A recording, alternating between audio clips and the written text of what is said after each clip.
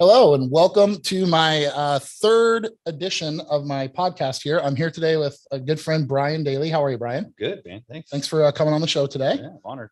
Yeah, man, this is going to be fun. I'm intrigued by what you do. We've gotten a chance to know each other a little bit over the last, I'd say, 6 months, and I'm very impressed with what you're doing in the community and your story, and the companies you run. You got a lot of balls in the air, which is impressive. Can you do me a favor? Just give me a little overview or background on yourself and kind of your, just a little bit of an overview of who you are. Yeah, for sure. So, I do have a lot of balls in the air, but I've got really good people. And so that's important. They keep the balls in the air. Absolutely. So, we run a flipping iBuying company. Okay. And through that process of growing that business, we also started a construction company. So the flipping company is called the San Diego Home Buyer. Pretty spot on with that name. Yeah.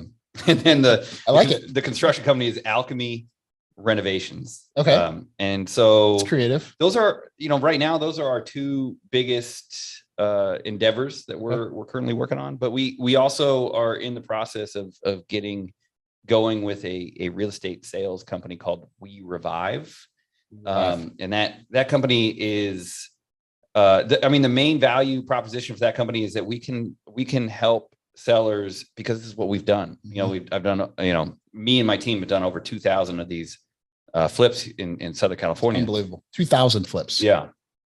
So, the main proposition of We Revive is that we can really help sellers maximize the return on their investment when they sell their own properties. Sure. So we're just getting that started. We have a buyer's team and a seller's team that we're building out. We're working through our marketing message. So that's a real big endeavor for us. I also am publisher and writer of Real Report, which it's a newsletter that we put out every week that talks about the ups and downs on a weekly basis of what's happening in the San Diego real estate market, and then laying on top of that, what's happening in the macro economic picture, and how is that affecting us here locally, and how will that affect us here locally.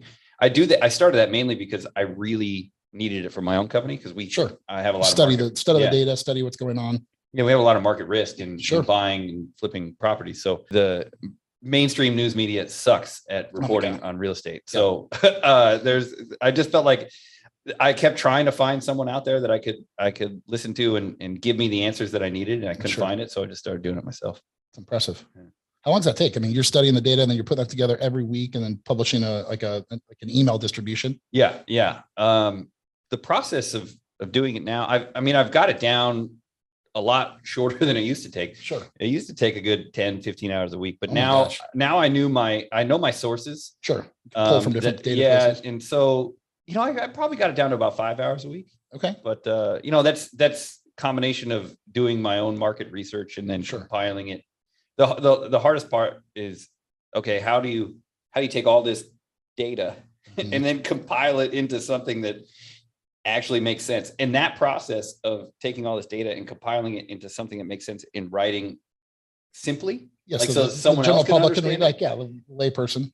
That is what's most valuable for me to run the company, because if I didn't take all that data and boil it down into a simple couple sentences, then I wouldn't understand it well enough to make decisions off of it. So that's actually been, beside all the benefit of just being able to help other people understand what's happening in the market. The process of doing that has been the most helpful for me in running companies. That's awesome. It's huge that you have that. It's a great way to look at the information and make sure that, as you're moving forward and acquiring properties and renovating them and flipping them, you're not going to get stuck, right? Because you don't want to, go down the rabbit hole of buying some real estate and then realizing, oh, I missed it by that mark or whatever. So that's spot on that you're doing that. It's awesome. Yeah, thanks. So let's take a minute and go kind of backwards a little bit in time. I mean, you have an amazing story, flipped 2,000 properties, go back to the early days when you're kind of getting started with that and getting, started with the flipping and whatnot. That was about 10, 12, 14 years ago. Yeah. So, quick run of it is 2005 is when I got into real estate. Okay. And then, everybody knows what happened in 2007, 2008. Yeah. I transitioned into the REO industry where, we would manage foreclosure properties for the banks. And that in and of itself was the biggest, I think, most impactful experience as it relates to real estate and me understanding real estate, because in that role, I oversaw the sale of 1,500 properties within a 2-year period across multiple states. Wow. So the transactional experience that I was able to get there, and also being a part of a larger company, just helped me realize, okay, this is how you can do real estate at scale. Sure. But so I did that from 2008 till 2010. Okay. And then, in 2011 is when I kind of branched off and was like, I was selling all these properties to all these cash buyers. And I had known since I was 18 years old that I wanted to flip properties. And I was seeing all these properties that we were selling. And I'm like, man, why don't we just go do that? So me and a buddy that worked with me at the time at that company, we started moonlighting, I guess, trying to buy properties for a while until we finally got the rhythm of it. And we actually started buying. At the time we would wholesale. Okay. Because we didn't have money. Right. So for those of you who don't know, wholesaling is when you put a property under contract, you put an earnest money deposit down. And then when you have the property locked up under contract, you find a buyer that actually that has the money and can perform on that contract. And then you sell it for a fee. Sure. And so that's how a lot of it's a good way to start in investing. It's hard, but it's a good way to start in investing. Yeah. Well, there's risk there, but it's calculated, right? Back to, studying the math, buying it and then not really closing on it, right? You're just selling the paper when you're doing the wholesale. So that's awesome. Okay. So yeah, that's how I started. And then, in 2011, I went full time with my partner followed me 6 months later. And we, from 2011 to 2016, we grew that company. 5 years, we had a very large, successful residential division where we were flipping properties. We also, in the process of doing that, started a construction company that did, we started a syndication company that has syndicated apartment buildings. Okay. And then through that process, we also started, our construction company, we diverted to focus on renovating apartment buildings here in San Diego or in Southern California. We did some up in LA and Orange County as well. Yeah. Done it all. Yeah. Well, again, the team did it. Yeah. We provided the platform. Sure. and vision. It was an amazing experience. I fell in love. I had always loved real estate, but in that 5-year period, I fell in love with growing companies. Like that is my new passion. Like I love real estate, but more than that, I love growing companies, teams, brands. People. Yeah. You're very talented at it, clearly. I hope so. I'm learning. Still. Well, we're all learning every day. We learn something for sure. So let's talk about flipping for a minute, because it's a very interesting topic. I mean, for people that are maybe going to do it on their own, what are some of your trials and tribulations or tips and tricks of things that you've learned in 2,000 flips? You certainly have mastered the skill of identifying properties and flipping them. What are some of the key things that you could share on what's important when you're looking to flip a property, if you're say an individual investor? Okay, so it's going to be pretty cliche, right? It's okay. But I mean, it's a cliche for a reason. You make your money when you buy. And you can buy and make money in any market.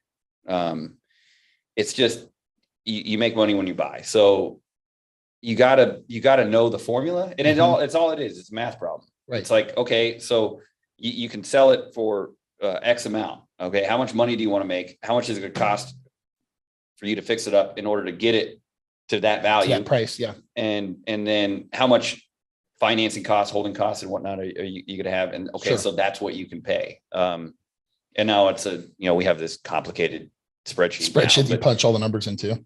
But yeah, it doesn't need to be super complicated, but the thing that you got to figure out in the space of the flipping world is the first thing you need to know is how to buy right. If you can figure out how to buy right, everything else will figure it out. Like if you can figure out how to buy right, you'll be able to find somebody with money that will pay you a fee. And then you can wholesale it. And then So in the appreciating market that we've been in for the last 2 years where prices are just going through the roof, when you say buy right, I mean, I think I understand what you're talking about here, but can you elaborate on what that means by buy right? As prices are going up, it's almost like you're having to overpay, right? You were to get a property when you're competing against other investors. Now the market's starting to shift a little bit, but explain what you mean by buy right. Well, and maybe a strategy behind that. Well, man, there's tough question. There's a million different ways to buy a property right, to how to find them and all that. It would take an hour to go through even one of them, but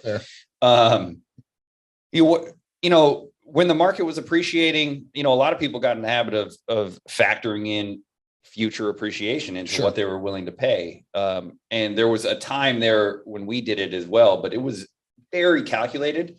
And honestly, for anybody that's looking to get into flipping, I don't recommend that at all. I mean, you got to look at, like right now, we're factoring in a lot of depreciation, being very, very conservative because the market is a little wobbly. Sure.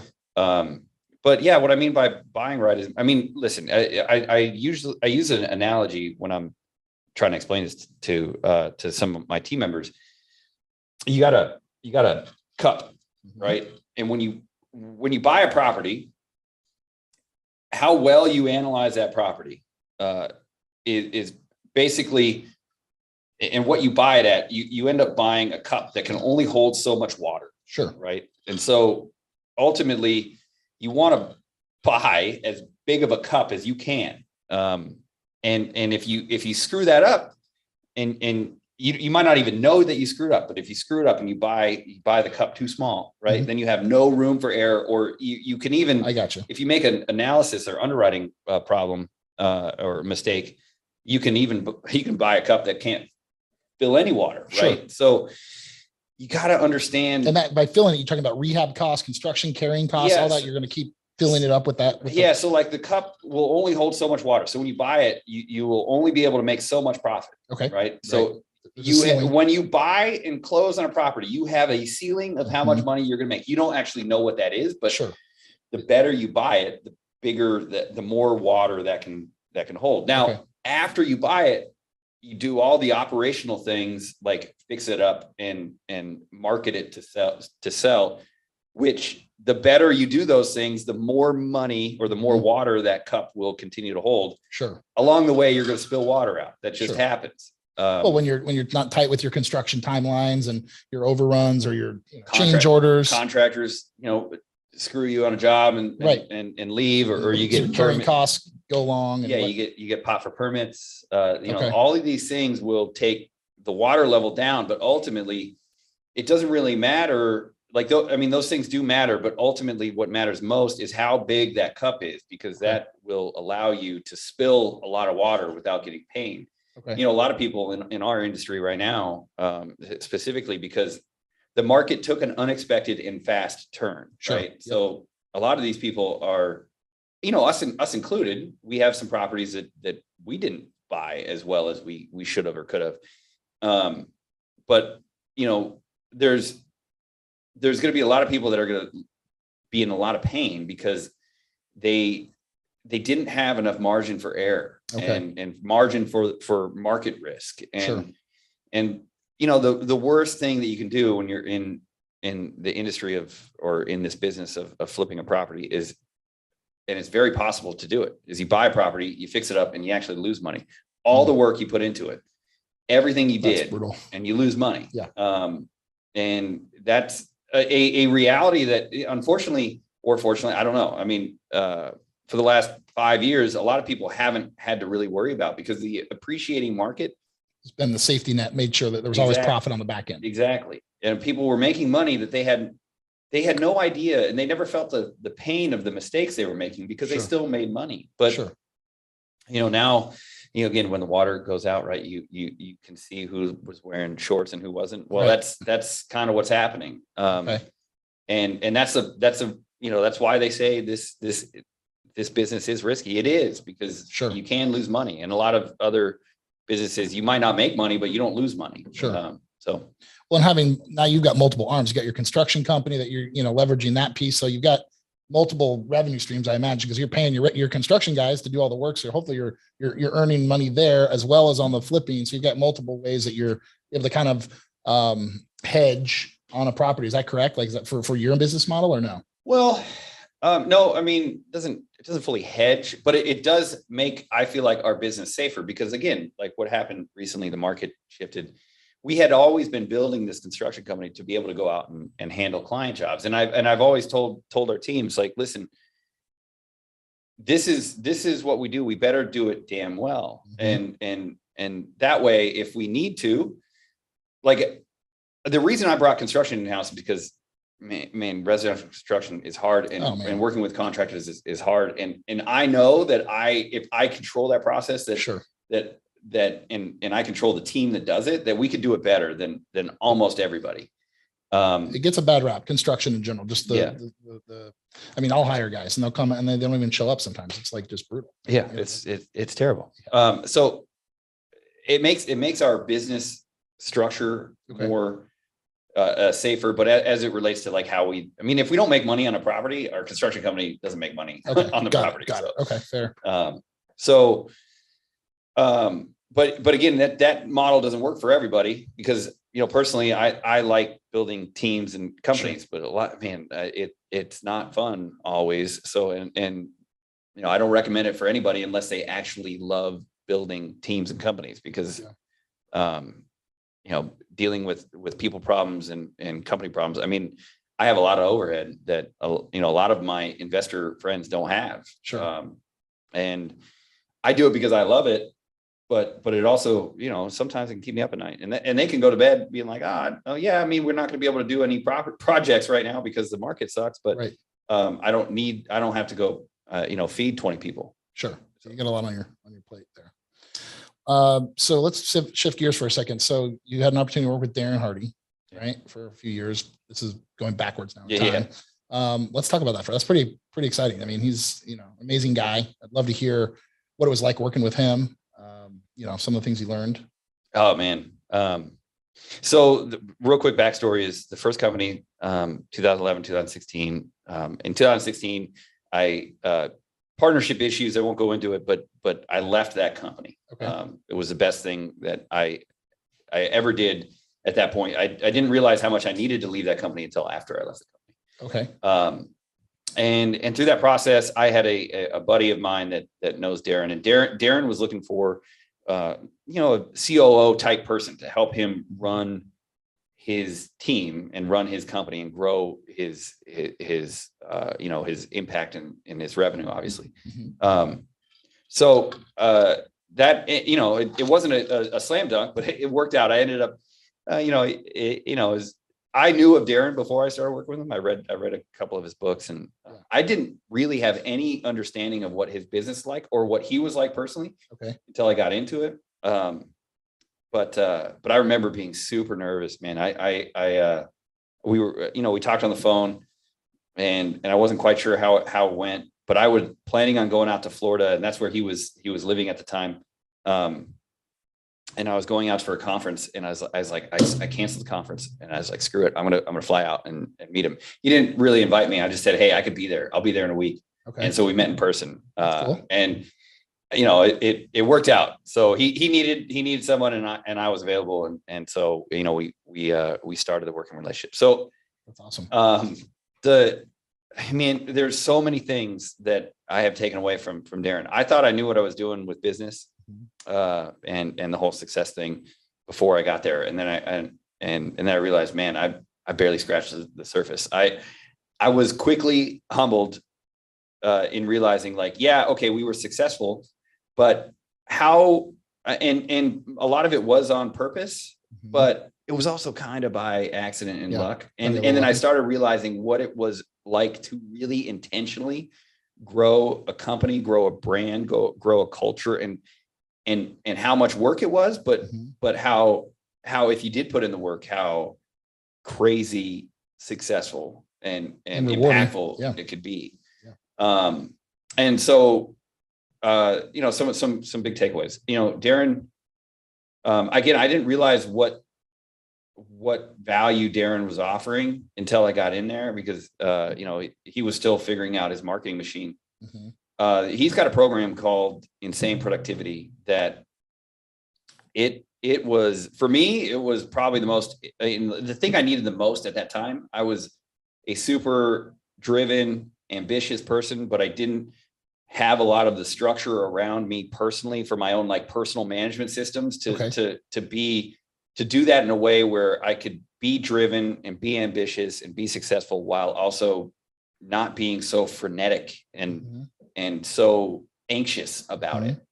And this insane productivity system is all about, how you can structure your own personal life to be more focused and impactful in what you're doing. And that, the first 90 days, 180 days, I mean, I dove into that program because you kind of have to, Sure. I thought I was like really efficient and what's the word? I thought I was really efficient with my time and being able to produce results in a short amount of time. And then I started working there, and dude, his whole team operates at a whole nother level, and they don't even understand how fast it is because they've been there for so long. Right. You go, entering into that environment, like you have to figure it out quick. Otherwise they'll leave you in the dust. And he is not ashamed by saying it. Like his whole motto when he brings someone in, it's 90 days, push up or push out. Okay. I like that. And so if you can't get up to speed with that team and the culture and the way things are done there within 90 days, then it is going to be so unbelievably uncomfortable that you are not going to survive. Yeah. You're almost going to want out. And it is an exhausting experience. I mean, to go in and, work at that pace, but that's what he does, man. He is a machine, and he's not ashamed of it. And he is who he is on stage. Like that's him. That is who stage. He is. I cannot express enough how much I was transformed by that experience. And I would not be the business person I am today without it. It's hard to explain all of the value that I was able to get through that. But one of the biggest things that I can say is, as it relates to like successful companies and successful people, before I joined up with Darren and really got a taste of all of it, I kind of had this understanding that it was like, oh, it's kind of by accident. Like a lot of these people fell in, they worked hard and they hustled. And then because of that, they got a lot of luck and they fell into their success. Sure. What I found after, and it's been proven to me time and time again since, is that isn't the case. Darren is an incredibly intentional human being. Everything he does is strategic, intentional, for a result. And just knowing that has caused me to be so much more intentional about the things that I do and how I do them in life and in business. And, it's not just about hustle, but it's about intentional hustle. And then being very strategic with your time and what you're doing. And the decisions you make, what you say yes to, what you say no to, and how you go about doing those things. Like, sure, what to put intense effort into and what not to put intense prioritize them all. It's a whole mindset that it's really hard to explain, but that's the biggest takeaway I got is like, man, these successful people in life are super intentional about their life. They don't really leave anything to chance. They're not going to just follow the wave of average. They're going to be very, very intentional about every decision they make. I think you're also talking about how, and it might have come from him, how investing in real estate at a very young age and really gets the wheel turned into, build your machine, your real estate portfolio. Was that a lesson that he taught you, or is that something you picked up along the way? Well, I've known it for a while, but the context is that I just literally 4 days ago, I just had a walking meeting with him. Okay. And it was cool to be able to catch up. And in that, I asked him about his real estate experience, because when he was 20 years old, he was in real estate. Okay. And he was a hustler, and he was a grinder, and he was a prospecting machine. He came in at 20, and in like a month, he had more listings than everybody else in the office combined. I mean, the guy was just, he said it, he was a machine. He was a prospecting machine. He would constantly be signing new listing agreements. Now, and he did that for 3 years. He ended up taking the majority of listings in 2 markets up in Northern California. At 20, against people that have been in the industry for 10, 15 years. Unbelievable. And he did it at a time that was, the market was contracting. It was a tough time, but he just hustled his way into crushing it. Wow. And, but he only lasted 3 years, and he said he hated it. he did it because there's a lot of backstory of why he did it and how he did it, but I won't get into that. But he said he ultimately hated the grind. He hated the real estate business because the way he structured his business. He just was a prospecting machine, and then he did not focus on referral business. And then he did not focus on buying his own real estate. He said the two things that he would, if he was going to start all over in real estate, the two things he would do different is he would focus on building a referral-based business, and he would focus on buying assets, buying real estate assets. He likened it to insider trading. Like, you have your nose to the ground, you know your market, you know the trends in the market, you know market fundamentals, you know neighborhoods. Sure. And you have, being in real estate, you come across opportunities where some people just they need to sell, and they're willing to take a discount. And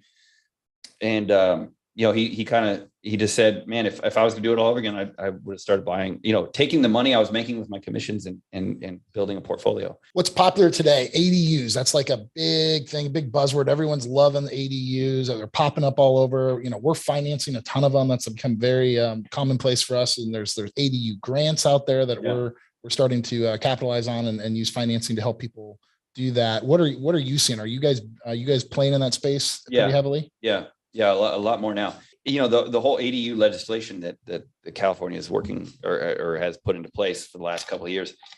I mean, it's their answer to the housing crisis, right? This is how they're trying to get affordable housing out into the community, and they are making it a lot easier every time they come up with a new bill. They're just trying to make it easier and easier for people to build these ADUs on their properties.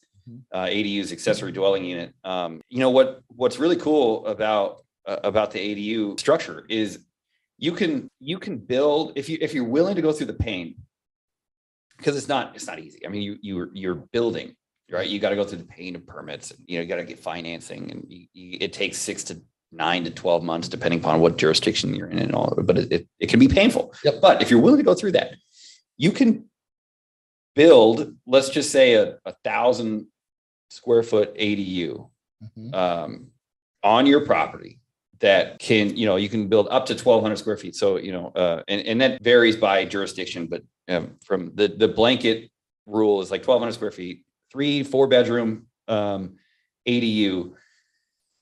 So let's just say it costs $1,000 or $300 a foot to build, which is roughly retail right now to build a brand new structure. So $300,000 gets you let's add $50,000 for fees and permits. So $350,000 gets you a 1,000 square foot, potentially 3-bedroom, 2-bath ADU that can rent for $3,500 or more now.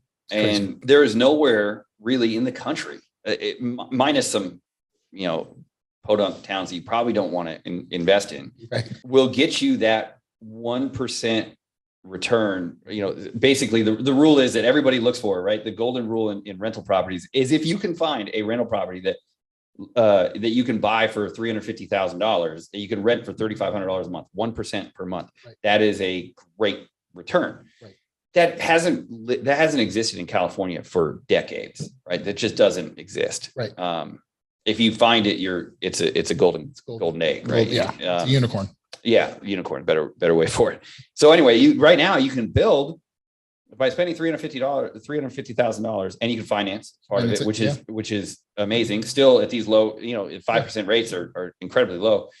You can finance part of it, and so you could take $350,000 and you basically get a $3,500 a month cash flow out of it, and you're not going to be. Your property taxes aren't going to go up that much. They are going to go up, but they're not going to go that much. And so you're going to get this cash flow for what you cannot find in out of state markets.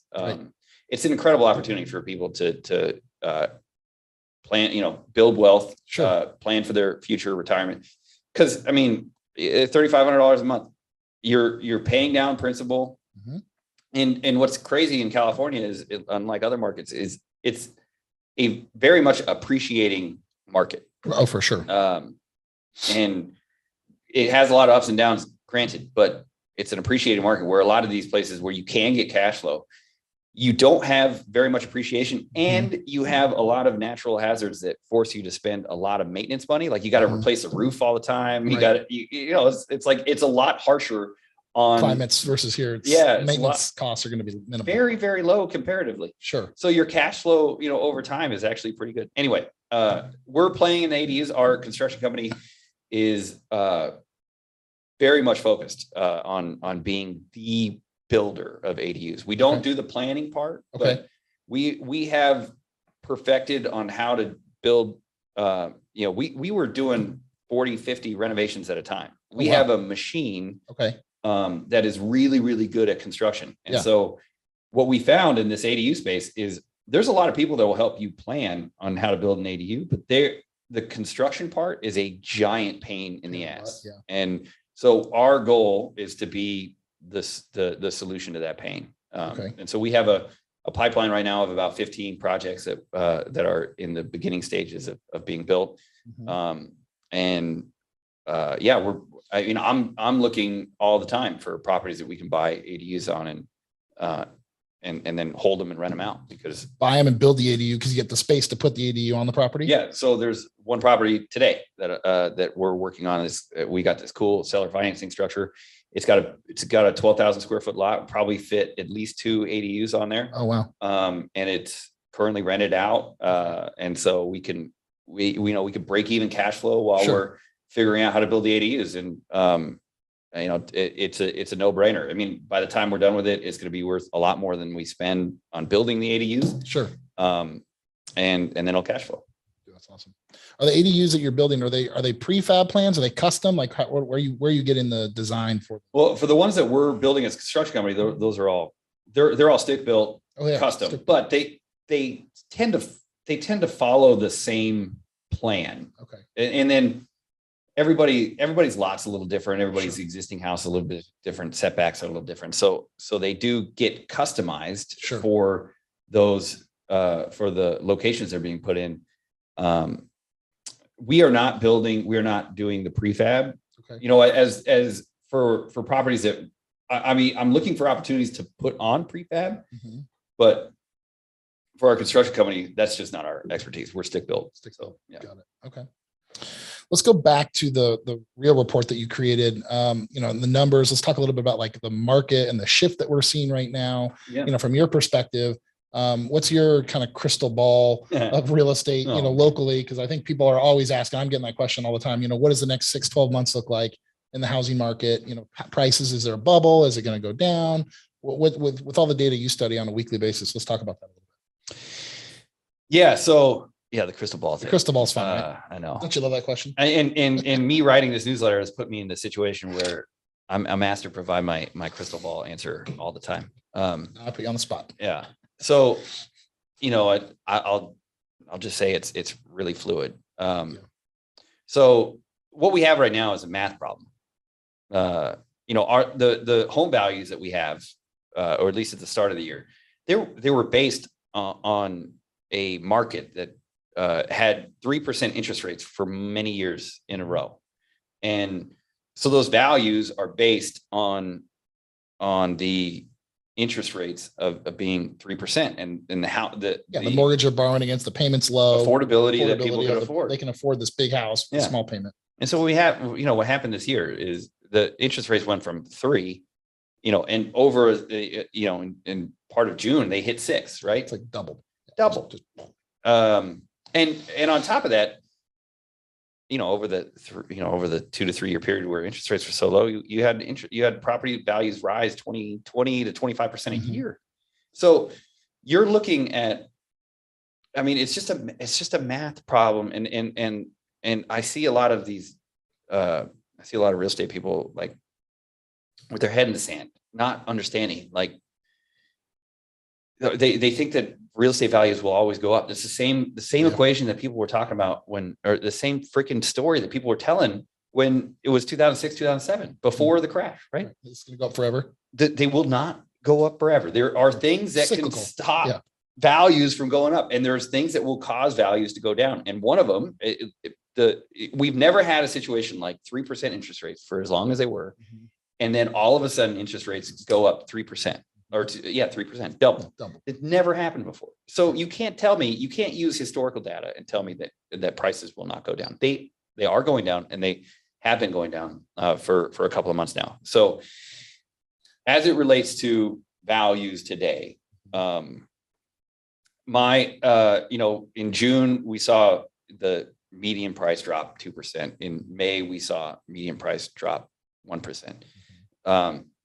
The problem with that data, it's true, right? In June, the actual data shows that the combined value of median price went down 2% month over month. The problem with that data, which I see a lot of people in real estate missing, is that the properties that make up the June sale data were actually put under contract in May or late April. And the market started to slow down in May and late April because interest rates shot up in March. Yep. They went up from 3 to 5 in March. Yep. Well, what really is going on right now in the real estate market, it can be kind of summed up by the June 10th CPI data that came out that kind of rocked both the stock and bond market. And at that time, interest rates, buyers were already like feeling the pain, right? But the market's been so tough for buyers that there were a lot of buyers that are still like sucking it up and going out there. They're still slugging it out, right? Yep. And then you had that June 10th data come out, and interest rate shot up another 1% in 3 days. It was bonkers. And that just absolutely changed the landscape of real estate. It changed the euphoria is gone. Right. We had euphoria for the last 2 years, and that helps drive massive price growth. That's gone. It's out the door. And that's not going to come back.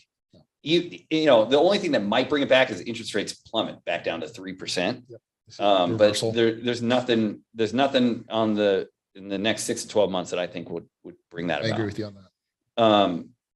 So really what I see happening now is values have corrected very, very fast. Like after June 10th, everything that's been going on in a contract has been, it's been lower. We're seeing pricings are starting to come in under list. So, the offers are accepting. They're not going well under list. Yeah. I mean, what we're seeing right now, the data will show in July that we month over month decline of another 5%. Now put that in perspective. Right. That's a month of decline in median price of 5%. If you annualize that, that's a 60% loss in value. Now that has to be 5% per month for 12 months, which will not happen. No, but the rate of the change, people just haven't wrapped their head around yet. Yeah, it's 3 months down the road, but people look back and go, "Oh my gosh, it went down, down, down." Yeah, you got a trend. And so July data is going to show a big decrease in values, and that's still people put the properties that closed in July. Some of those were put in a contract in May and then June, and a lot of them before June 10th. And so what we're going to see in August is even worse. So people haven't figured it out yet it's already too late. Values have already gone down. Like I've been planning on values to decrease in our business model for a while, but unfortunately, and I was well conservative. I was well ahead of the market when I started factoring in depreciation into our buying formula, but I was not factoring in happening as quick as it happened. So we have some pain to pay. We already are seeing, we were making on average $100,000 plus per property. And now we're making on average like 10, 15, that's a big difference. It's a big difference, man. Yeah. And it's temporary, it's the game we play, I'm comfortable with it, but there's a lot of people that are just now starting, got into flipping. And unfortunately they just got the timing all wrong, and it's going to hurt. It's going to hurt. But as far as like over the next 3 months, I'm already confident I'll write my name to it. I know that we're going to see values off the peak, right? The peak was in March and April. I know we're going to see values 10 to 15% lower by the end of August or September. Okay. So I think the median price at that point was 875. Okay. So whatever that 10 to 15% number ends up looking like, our median price is going to dip below 800,000. Interesting. Whether or not that continues to go down, I think we're going to find a bottom here sooner because it's happening so fast. And buyers are now starting. Luckily, since June 10th, the mortgage rates have actually improved. They've gotten down a little bit. Yeah, they've improved by at least a half a point. And the thing that most important is that they're staying relatively steady now, and buyers are starting to realize, like, okay, I'm set. The dust is settling. Right. Stabilizing. They can go re-qualify, which I'm sure you're dealing with. Oh, yeah. And they got to wrap their head around the new rate and the new type of house they can buy. But over the next 3 months, they're going to see a lot of good deals because inventory is going up. And so I think we'll start to see a bottom of this like rapid decline. I don't think it's a crash yet. Right. The only thing that I think will really cause a persistent crash is massive layoffs. And right now, I don't, the market's starting to show some resilience as it relates to, some of the stock market's starting to bounce back up, and people are starting to realize, like, yeah, we're going to get in a recession, but we might actually have that soft landing that the Fed has been hoping for. Right. And they're going to have to stimulate the economy a little bit next year, which is normal. They're going to go a little too far with their Fed, fund rate decreases, which they need to do. They need to throw cold water on the market. And then next year, I think bonds are already factoring in the fact that the Fed is probably going to end up lowering rates again next year. They will. So if all of this happens, I think we will find a bottom. I think it's going to be a very boring market. I think sales volume, I think transaction volume in general is going to go down a lot, and stay that way for a while. It's just going to be less volume.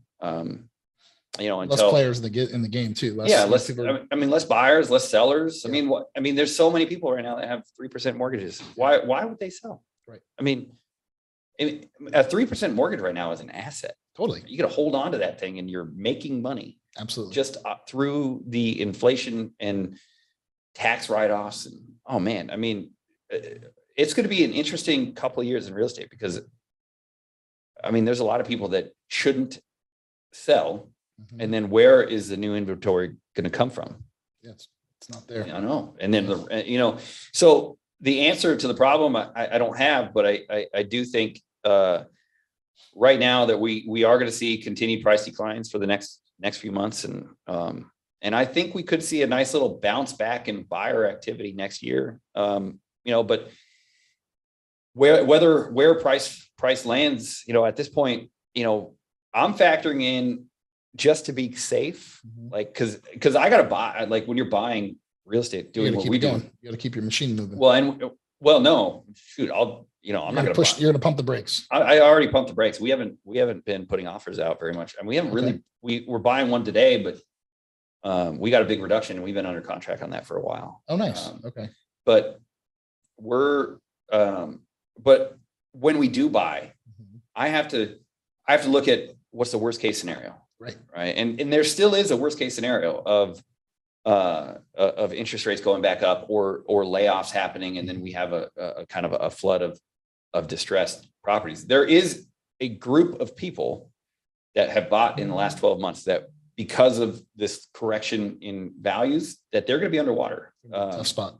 And if they are underwater and they lose their job, you have what I've been telling people for a while is I don't think it's going to happen yet, but it's a possibility right now. And it has not been a possibility for years where we could actually have a full blown crash. Like it is a card on the table. And if the chips fall in the wrong direction, I guess that card's could be played, if people lose jobs and their homes underwater, and then you have kind of an influx of short selling or short sales coming back. But the other, this is why it's so hard to have a crystal ball right now, because what happened in COVID, all these lenders realized that this forbearance program actually worked.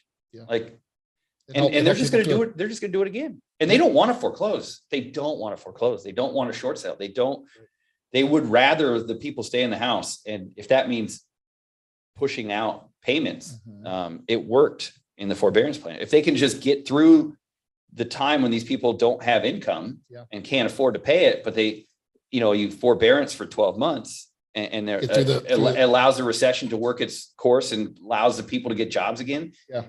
I mean, you could even have a situation where it should be a crash, but because of these creative strings that people are willing to pull now, that they avoid it. So slide through. Anyway, that was a long-winded answer. No, it's good stuff though, man. This is cool getting inside your head a little bit on this stuff. It's been fun. I think that's pretty much all we wanted to cover today, man. I've enjoyed chatting with you and I appreciate you coming to hang with me for 30, 45 minutes. It's been cool, brother. Fun. Yeah, man. All right, man. Have an awesome day. Thank you. Hey, thanks. All right, brother. See you.